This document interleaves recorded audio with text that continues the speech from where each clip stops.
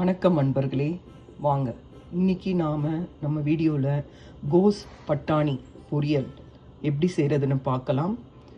Cabbage piece பொரியல் எப்படி செய்கிறதுன்னு பார்க்கலாம். அதுக்கு நான் கேபேஜ் எடுத்திருக்கேன். அந்த கேபேஜை பாருங்கள், இந்த மாதிரி பொடியாக நறுக்கி எடுத்துக்கோங்க.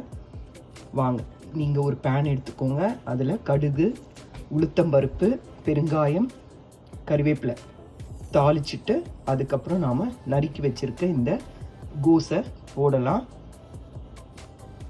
கோஸ் பொரியலுக்கு போடுறதுக்கு தேங்காய் எடுத்துக்கோங்க. அதுக்கப்புறம் ஒரு பெரிய இந்த சைஸ் பச்சை மிளகாய் எடுத்துக்கோங்க.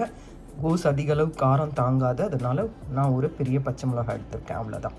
அதில் கடுகு, உளுத்தம் பருப்பு, பெருங்காயம் போட்டு தாளிச்சாச்சு. இப்போ நான் நறுக்கி வச்ச கோஸை இதில் போட்டுடுறேன்.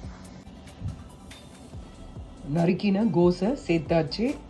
இப்போ நாம் பச்சை பட்டாணியும் இதில் சேர்த்துடலாம். பாருங்கள், பச்சை பட்டாணியும் நாம் இதில் சேர்த்தாச்சு. இது ஃப்ரோசன் பட்டாணி தான். உங்கள் ஊரில் இந்த பட்டாணி கிடச்சா நீங்கள் போடுங்க, இல்லைன்னா ஸ்கிப் பண்ணலாம். இல்லை ஊற வச்ச பட்டாணி வேக வச்சும் செய்யலாம். ஒரு 10 நிமிஷம் நல்லா வதக்கி கொடுங்க. நல்லா வதக்கிட்டு ஒரு 1/4 டம்ளர் தண்ணி சேருங்க. கோஸில் ஆல்ரெடி தண்ணி இருக்கும், அதனால் அதிக அளவு தண்ணி சேர்க்க வேண்டாம். இப்போது நறுக்கி வச்ச பச்சை மிளகாவை நாம் இதில் சேர்த்துடலாம். பச்சை மிளகா சேர்த்தாச்சு.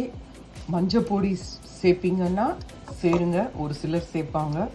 நான் மஞ்சள் பொடி சேர்க்க மாட்டேன், அதனால் பச்சை மிளகா சேர்த்து 1/4 டம்ளர் தண்ணி விட்டு தட்டை போட்டு மூடி வைங்க. இது ரொம்ப சிம்பிளான காய் தான்.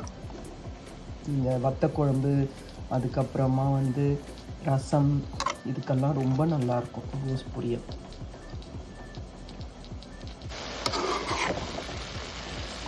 தட்டை திறந்துட்டு ஒரு வாட்டி நல்லா கலரி கொடுங்க.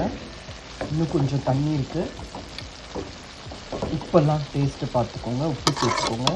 உப்பெல்லாம் டேஸ்ட்டு பார்த்துட்டு தண்ணியெல்லாம் நல்லா வற்றின பிறகு வாங்க பார்க்கலாம்.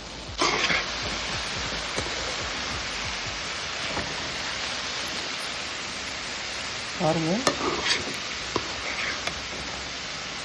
தண்ணியெல்லாம் நல்லா வற்றிடுச்சு. இப்போ நாம் தேங்காய் போட்டு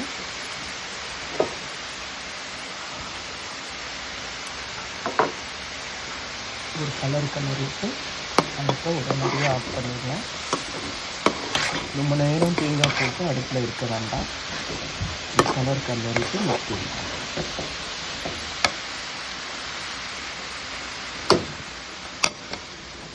ஒரு 10 நிமிஷம் இந்த சூடுலேயே இருக்கட்டும், அதுக்கப்புறம் பார்க்கலாம். இவ்வளோதாங்க, ரெடி ஆகிடுச்சு. இப்போ நீங்கள் இது ஒரு பாத்திரத்துக்கு மாற்றிடுங்க. நல்லா ஒரு கொத்து பச்சை கறிவேப்பிலையை நல்லா உருவி அலசி போடுங்க. நல்லா கமகமன் வாசனையாக ரொம்ப நல்லாயிருக்கும். இது ரொம்ப உடம்புக்கு நல்லது. இதை செஞ்சு பாருங்கள்.